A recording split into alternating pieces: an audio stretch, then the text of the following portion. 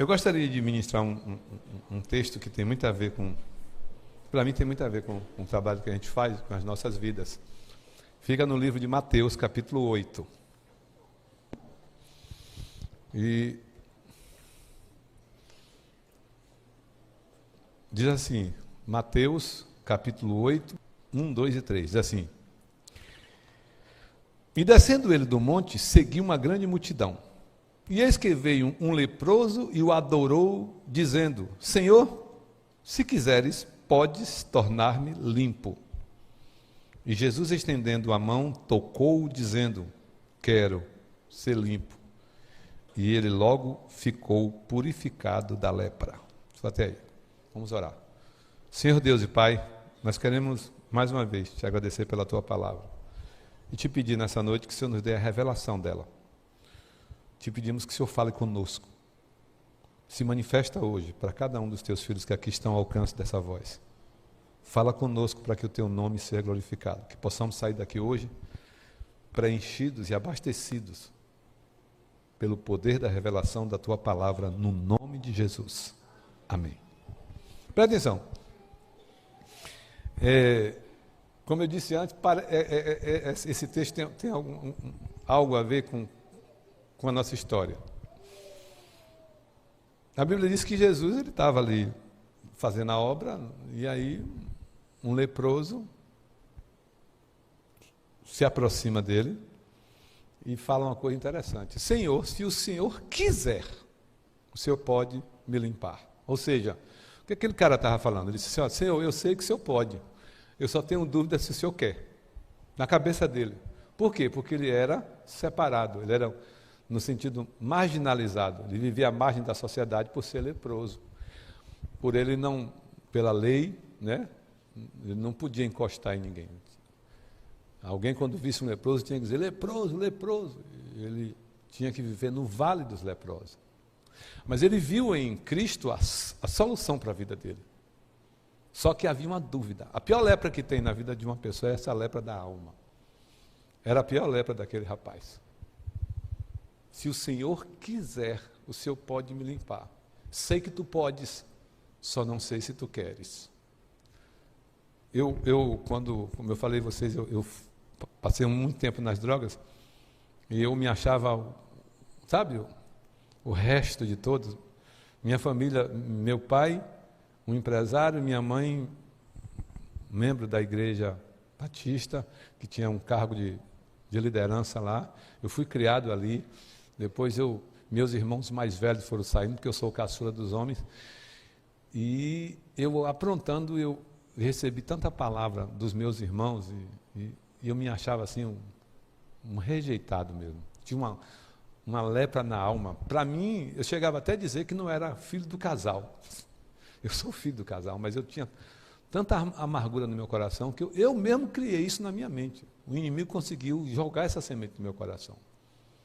Então, para mim não tinha jeito, não tinha como. Ali, eu fiz muita bobagem por causa disso. Eu não podia entrar na casa nem dos meus irmãos, porque eles me viam como o garoto problema, o coisa ruim da família, o que não quer nada, o que é ladrão. Teve um irmão meu que uma vez me botou no carro, chegou na porta da casa e disse: não entra na minha casa não, porque você é meu irmão, mas é ladrão, você vai me roubar. O que você quer eu vou pegar lá dentro. Aí foi lá, trouxe um dinheiro e me deu. Então, essa lepra da alma, de ser rejeitado, doía no meu coração. Eu me lembro que uma vez, lá em Itabuna, que eu nasci e me criei ali em Itabuna, eu cheguei na porta da igreja católica e eu juntei um grupo de pessoas que pararam para me ver, que eu comecei a gritar. E eu posso falar isso hoje porque eu sou um homem de Deus, mas eu comecei a xingar, falar para Deus, confrontar Deus. Eu olhava para o céu e começava a gritar: você está fazendo o que não me enxerga? Por que você não olha para mim e olha para todo mundo? Por que eu comecei a desabafar? Por que minha família prosperou e eu não? E comecei a chorar e xingar. Juntou uma multidão para me ver, um bocado de gente juntou para me olhar, eu fazendo aquilo, aquela loucura, sabe? Porque eu tinha uma lepra na alma. Esse camarada aqui, ele tinha uma lepra na alma. Senhor, se o Senhor quiser, eu sei que o Senhor pode, eu só não sei se o Senhor quer, porque ninguém me quer. Agora, olha a resposta de Jesus para ele. Primeiro, Jesus diz assim, quero. Jesus é lindo, maravilhoso. Ele cura primeiro a lepra da alma do cara. Ele fala assim, ó, quero. Depois é que ele fala, fique limpo. Porque cura é de dentro para fora. Só se liberta alguém de dentro para fora. Eu falo lá para eles lá. Chega acabado, sequinho, começa a engordar, né, cuscuz, começa a comer bem, papa, daqui a pouco vai engordando, digo, você não adianta nada. Se você não, você pode sair daqui todo frondoso, bonitão, mas se você não curar de dentro para fora, você não vai para lugar nenhum. Jesus olha para aquele rapaz e fala, eu quero. Esse quero significa muita coisa. Esse quero significa eu te amo, eu tenho interesse pela sua vida, eu amo você, eu tenho vontade de te ajudar. Aí depois que ele cura a alma, ele fala assim, agora fique limpo. Aí ele fica purificado do corpo. Esse é o método de trabalho que a gente tem implantado no nosso ministério. De ir buscar o que está perdido e dizer, eu quero te ajudar, porque Jesus me ensinou isso. Eu quero tirar você dessa. Gente, e quando a pessoa admite isso, quando ele descobre isso, quando ele é limpo disso, quando ele é curado disso, ele dá frutos assim por um. Sabe? E eu fico assim. De vez em quando, vou ser sincero, de vez em quando algumas pessoas ficam, olha, eu sou formado nisso, naquilo, eu quero ir lá e tal. Sabe quem cuida deles, na verdade, é gente que passou por isso. Não tem melhores pessoas para cuidar. Você sabe por que eu me dei bem fazendo isso? Me encontrei fazendo isso? Porque eu passei por isso. Eu passei por isso. E sabe por que? Esse dia eu estava falando lá na igreja. Sabe por que eu amo Jesus e respeito Jesus? Se Jesus nascesse como um playboy de um palácio e nunca tivesse sofrido, eu não acreditaria nele, não. Eu só acredito em Cristo, do amor dele para comigo. Por quê? Porque ele nasceu em um lar pobre, ele sofreu, ele foi humilhado. Ele sofreu. Ele sabe o que eu senti nos meus momentos, ele sabe o que a gente sente, porque ele sofreu também. Né? E a gente precisa entender isso. A cura é de dentro para fora. E depois que cura, frutos assim por um. Tem um texto na Bíblia que eu acho lindo, que a gente ensina muito lá, é Oséias 4,6. O meu povo está sendo destruído, não por falta de sabedoria, porque existe uma diferença entre sabedoria e conhecimento. Tem gente que sabe o que é certo e errado, mas não vive. Conhecimento é quando você passa a viver aquilo que você aprendeu. Então, o que você não sabe vai lhe matar, vai lhe prejudicar, vai lhe fazer raquítico na fé, pequeno na fé, medíocre na fé. Mas o conhecimento é quando nós aprendemos da palavra e a gente deixa que esse aprendizado vire comportamental. A gente passa a ter um comportamento naquilo que a gente vive. Aí pronto, aí a coisa vai acontecer. O meu povo está sendo destruído por falta de conhecimento. Então, quando as pessoas chegam lá no ministério, a gente começa, de manhã cedo, provérbios. Para almoçar meio-dia tem que dar um versículo. De tarde, estudo. De noite, é o tempo todo. Aí junta mulheres com homens. Terça, quinta, sábado e domingo. Só aprendizado. Foi o que Jesus fez com esse rapaz. Primeiro ele fez entender que ele era amado para que ele fosse liberto. O que me apaixona em Cristo, sabe o que é? É que se você olhar direitinho, não tem outro método, queridos. Pode inventar o que for. O governo bem intencionado até, bem intencionado, não é mal intencionado, tentou solucionar o problema das drogas, como o pastor falou, 6 milhões, né? Mas não tem como curar o corpo sem curar a alma. A alma só Cristo. Está entendendo? Não tem como. Eu falo bem intencionado, mas fracassaram, porque não tem como. Não tem como.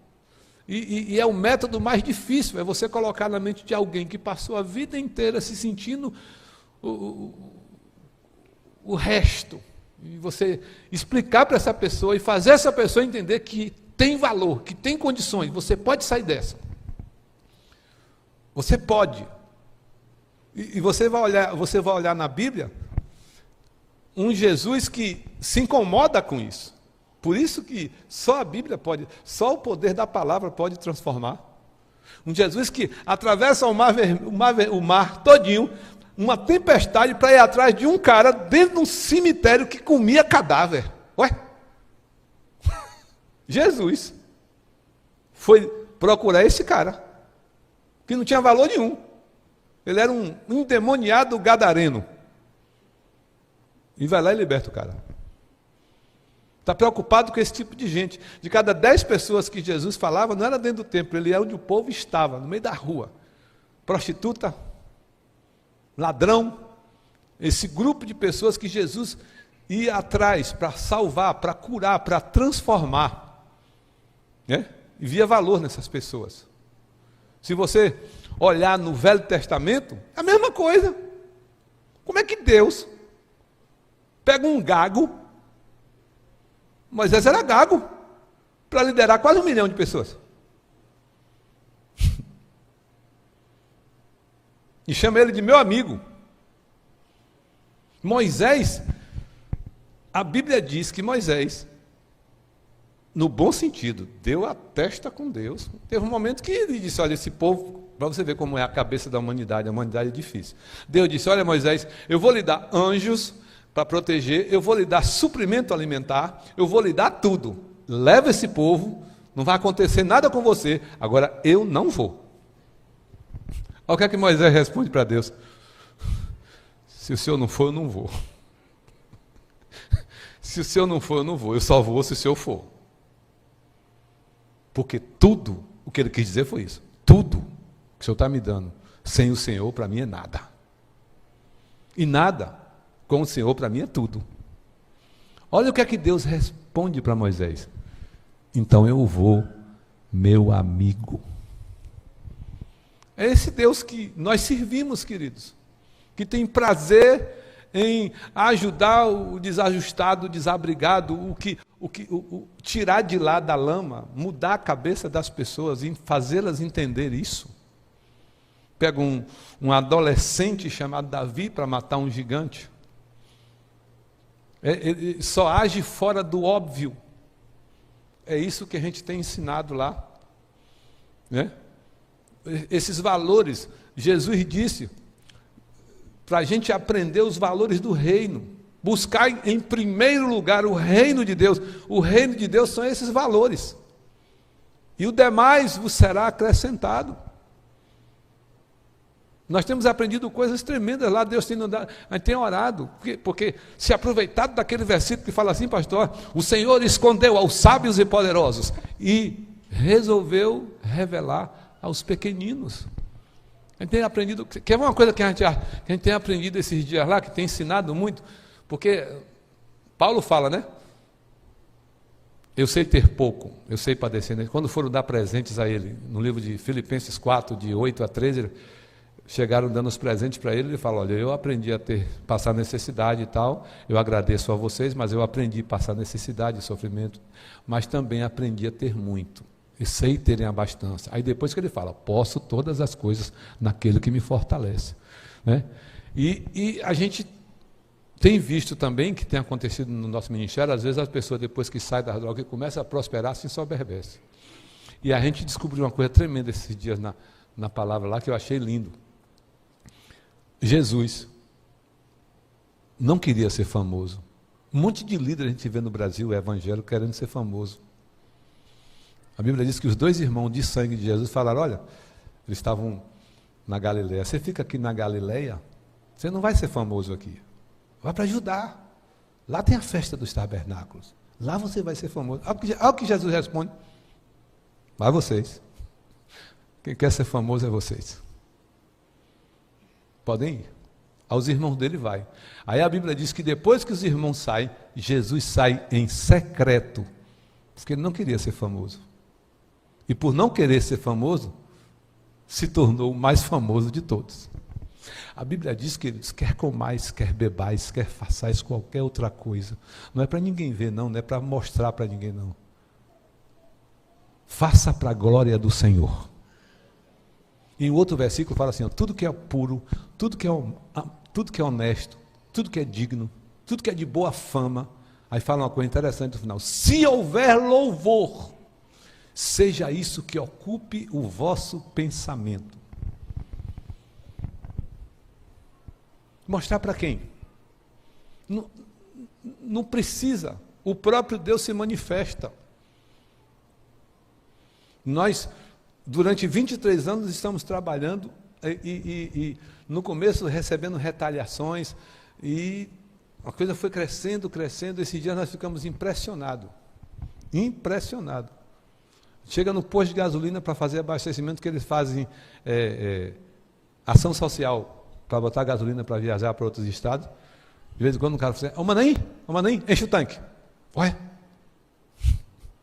Esse dia o carro parou, pararam os meninos do carro, a polícia fez, quando parou o carro todo mundo, que saltou todo mundo, 2 que novatos que não sabia, já fez assim. Aí o policial: não, pai, a gente viu que vocês estavam com o carro meio, precisa de ajuda aí? Não, já consertamos já, pronto. Está entendendo, querido? Porque a coisa vai acontecendo, e Deus vai se manifestando, é Deus que move situações, né? A gente só ensina a se descobrir. E quando a gente se descobre, a gente faz coisas e fala coisas que até assustam. Eu mesmo sou guloso de Deus. Eu tenho fome e sede de justiça. No ano de 2014, lá em Porto Seguro, nós só tínhamos Porto Seguro, só tínhamos Itabuna, Porto Seguro, Teixeira de Freitas, e a gente queria vir para outro estado. Tudo na Bahia. No púlpito, eu aprendi uma palavra que o apóstolo Paulo me ensinou. Crie, por isso falei. Não basta a gente crer no que a gente sonha. A gente tem que crer, porque há poder na verbalização, no que você fala. Tudo foi feito pela palavra. Haja luz, houve luz, haja separação da luz. Aí Paulo diz: creia, não somente creia, mas fale o que você sonha. Crie, por isso falei. Aí eu falei lá, que eu aprendi isso, e falei: olha, no próximo ano, 2015, a gente vai abrir centro de recuperação em outros estados. E o Senhor vai nos abençoar. Nós não temos o dinheiro para isso, nós não temos ainda o recurso para isso, mas Ele vai pronunciar. Crie, por isso falei, e vai acontecer. Sem extremismo, sem precisar sapatear, nem pular, falar só isso. Acabou. Aí meu filho estava estudando aqui cinema, universidade. Eu vim visitar meu filho, eu amei isso aqui. Fiquei apaixonado por Aracaju. Eu digo: vamos alugar uma casa. Alugamos uma casa. Depois fundamos o de mulheres. Daqui nasceu Maceió, nós temos centro de recuperação. Pernambuco. Rio Grande do Norte. E foi indo. O único estado no Nordeste que ainda não tem 2 equipes lá. Já alugaram uma casa, estão com a base para depois alugar o centro de recuperação e tirar a documentação. É no Piauí. Já abrimos no Nordeste todo, porque o apóstolo Paulo disse e a gente aprendeu com ele: crie, por isso falei. E a coisa acontece. E Deus abre portas desse jeito. Então, quando existe essa libertação interna, quando a gente acredita em Deus e em nós mesmos, no poder que nós temos, aí a coisa acontece. O justo viverá de quê? Da fé. Quem é o justo? É o que nunca erra? Não. O justo é o que é bem intencionado, o que procura a justiça de Deus. Mesmo com seus erros, com as suas dificuldades, pede perdão, mas procura a justiça de Deus. O justo viverá da fé. Não tem sentido uma vida cristã do óbvio, do normal, fazendo conta na ponta da caneta. Só tem sentido se for pela fé. Aí sim, pela fé as coisas acontecem. Eu tenho vivido algumas experiências durante esses anos na presença de Deus. Muitas experiências boas. E às vezes a gente fica assim, tem hora que fala: meu Deus, como o Senhor é maravilhoso. Porque o próprio apóstolo Paulo também fala, né? O Senhor é capaz de nos dar muito mais do que pedimos ou pensamos. Se você for analisar esse versículo, a Bíblia está dizendo que a nossa capacidade de sonhar é menor do que o que Deus tem para nós. É nesse sentido que eu sou guloso de Deus, da sua palavra, do seu aprendizado. Porque a Bíblia está dizendo que a minha capacidade de raciocínio para sonhar é menor do que o que Deus tem para mim. E isso eu fui vivendo. Por exemplo, eu saí de centro de recuperação, sabe o que eu queria? que minha mãe comprasse uma máquina de costurar sapato, que meu pai foi empresário, ele tinha uma fábrica com 30 homens, que ela comprasse uma máquina de costurar sapato e um motorzinho de lixadeira para eu botar minha sapataria. Ela foi e comprou. E eu botei minha sapataria.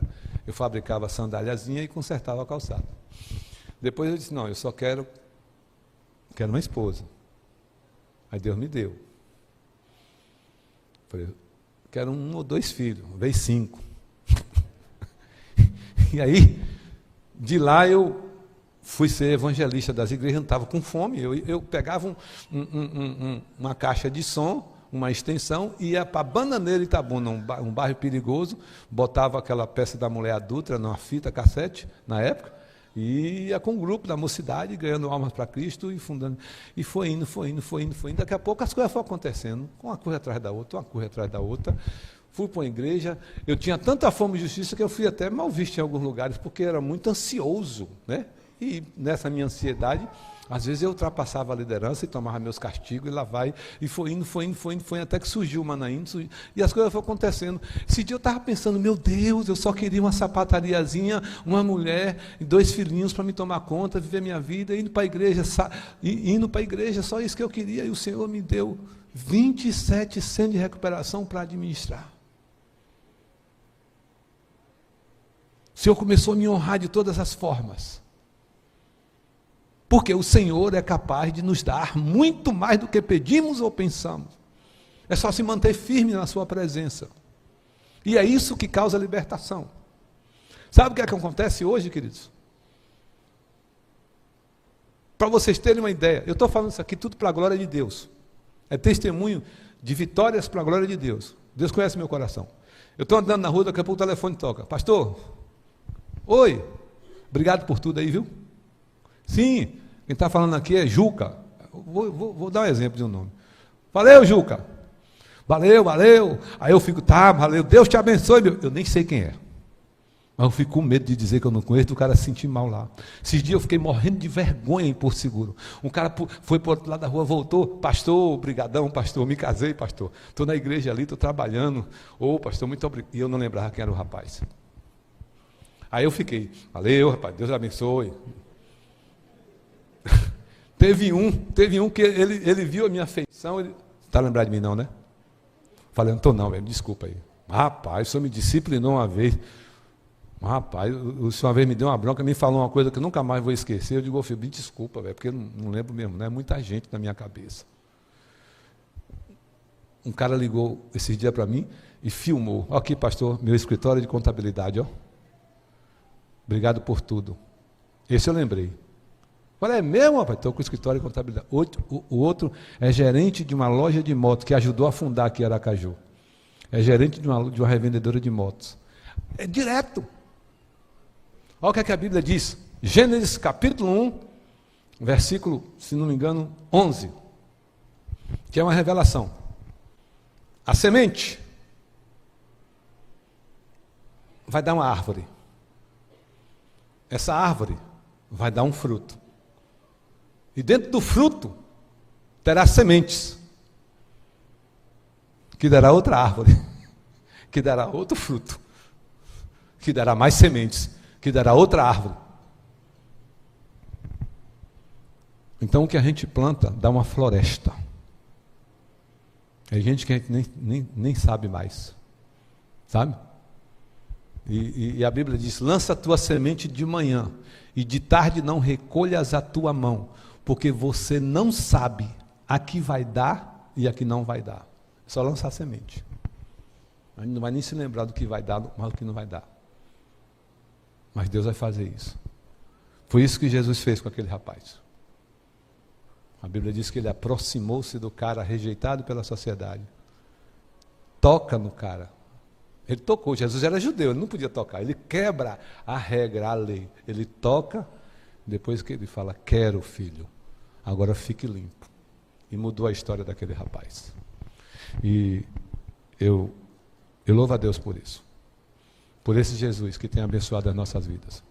Toda a honra, toda a glória, toda a adoração pertence a Ele. Eu fui assediado e